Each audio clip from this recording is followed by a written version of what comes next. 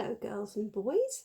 You probably saw from my photo that today's story is Peppa the Mermaid. But before I read this one to you, I just want to check in with you and make sure you're okay.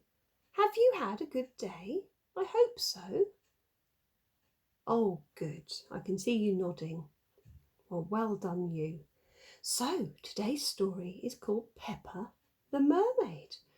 Oh, I didn't know that Peppa the pig, or Peppa Pig, could be a mermaid. Let's find out and see what happens. So while I'm getting the first page ready, are you making yourself comfortable? You're sitting nice and still? Are your ears switched on? Have your voices been popped away? You're ready for today's story. So there we go. One afternoon, Peppa and Rebecca Rabbit were playing mermaids. Aunt, mermaids are amazing, Rebecca, said Peppa. I'd love to have a shiny tail and swim under water every day. Peppa pretended to swim around the room, swishing her imaginary tail. Peppa, called Daddy Pig, it's time for lunch. At lunch, Peppa couldn't stop talking about mermaids. Mermaids only eat starfish-shaped sandwiches, she said. Mermaids can swim and dance at the same time. Let's have an under-the-sea party, said Rebecca. Oh, yes, said Peppa. I can dress up as a mermaid. Lovely idea, Mummy Pig said. We can have it this Sunday. Peppa and Rebecca made some under-the-sea party invitations. Very shiny, said Daddy Pig. Just like mermaids, said Peppa. The next day, Peppa handed out the invitations. I'm having a mermaid under-the-sea party tomorrow, he told everyone at playgroup. It's going to have a beach, a disco, an underwater tea party with starfish-shaped sandwiches. All her friends looked very pleased. That night, Peppa was very excited. I've told everyone there's going to be a beach, a disco and starfish-shaped sandwiches, she told her mummy. The party isn't tomorrow, Peppa. It's on Sunday, said Mummy Pig. You'll have to wait one more day. But I told everybody the party was tomorrow, said Peppa. She pulled out the invitation from under her pillow. Oh no, Mummy Pig said, looking at the invitation. We forgot to put the date on the invitations. Well, we'll just have to see what we can do for tomorrow then, said Daddy Pig. Don't worry, Peppa, said Mummy Pig. We'll sort something out. Now, get some sleep and we'll see you in the morning. Mummy and Daddy Pig raced downstairs to do some research on the family computer. Now, let's see what we can find, said Daddy Pig. Tap, tap, tap, tap, tap, tap, tap, tap, tap, tap, tap, he went on the computer. The computer screen filled with lots of amazing ideas for an under-the-sea party. These look great, Daddy Pig, said Mummy Pig. But how are we going to do them all for tomorrow? Daddy Pig thought hard. I'm not sure, he said. I'm a little bit tired. Maybe we should get some help. Yes, agreed Mummy Pig. But what about that big red button? Miss Rabbit, emergency party planner and entertainer extraordinaire, Daddy Pig read.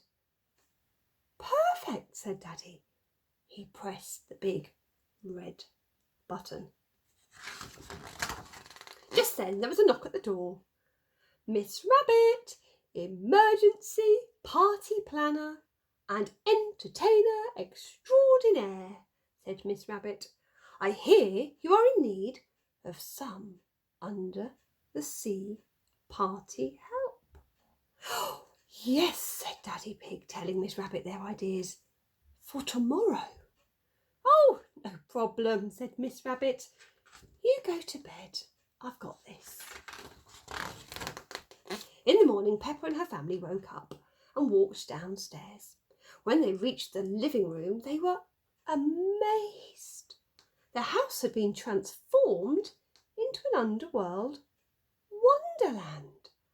Oh, look, George, there's a beach, said Peppa, and waves. Wow, said Daddy Pig, the living room just looks like the Great Barrier Reef from our trip to Australia. This rabbit is very clever.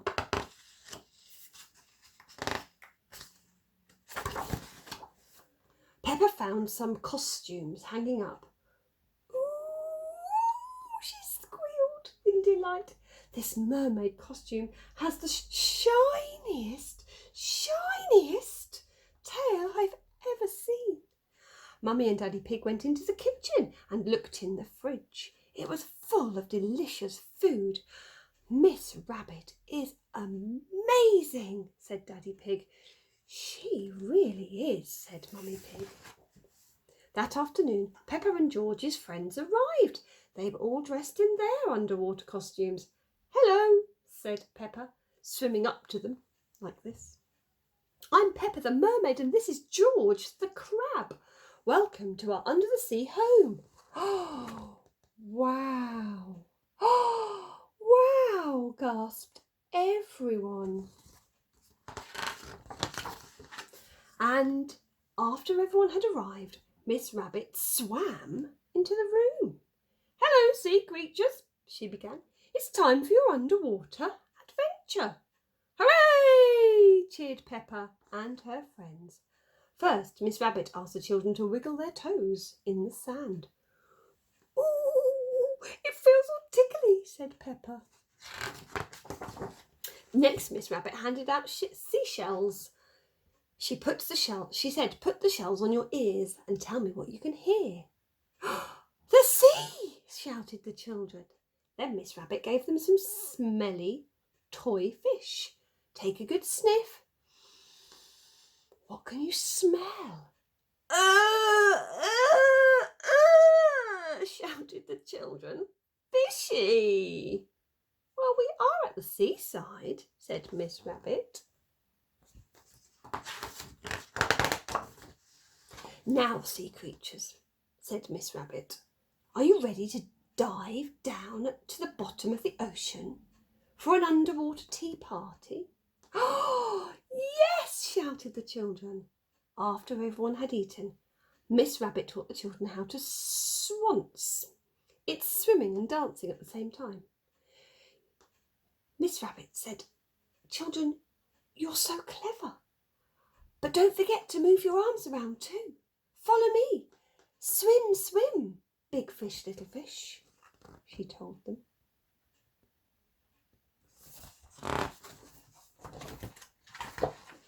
Being a mermaid is amazing, Daddy, cried Peppa. Can we have another under the sea party next week? We'll see, Peppa, joked Daddy Pig as he swanced around the room. Being a mermaid is a lot of fun. And for those of you that can read, if you read that bit where he says, we'll see, it's written down like the word sea, as in the ocean, rather than see, as in we'll look. Well, that was a lovely story. I wonder if any of you want to be a mermaid like Peppa, or maybe a crab like George. Well, thank you for joining in with that story today and for listening. This is a new book, and this book is one of the books that we were given by Poppy's mummy. Now, Poppy is one of our robins. Her mummy and daddy, very, very kindly, from their work, gave Haynes Lower School lots and lots of brand new books. So I've borrowed this one to read to you. So when you come back to school, maybe you will have a chance to read this one too. So thank you, Poppy. And Charlie, of course, your little brother, and Mummy and Daddy, and Morrison's in Shefford for giving us these lovely books. So it's time to go to bed now, girls and boys. So I hope you're ready. Have you done those 3 things? Have you cleaned your teeth? have you been to the toilet for one last time? And are you ready for bed in whatever you wear? I'm sure you are, because that's what we do every single day. So from me to you, it's time to say good night. So good night, girls and boys, and good night, mummies and daddies, and everybody else who's joined us today for our story. I'll see you again tomorrow for another story. Night, night. Forgot the second one. You can have an extra one tonight.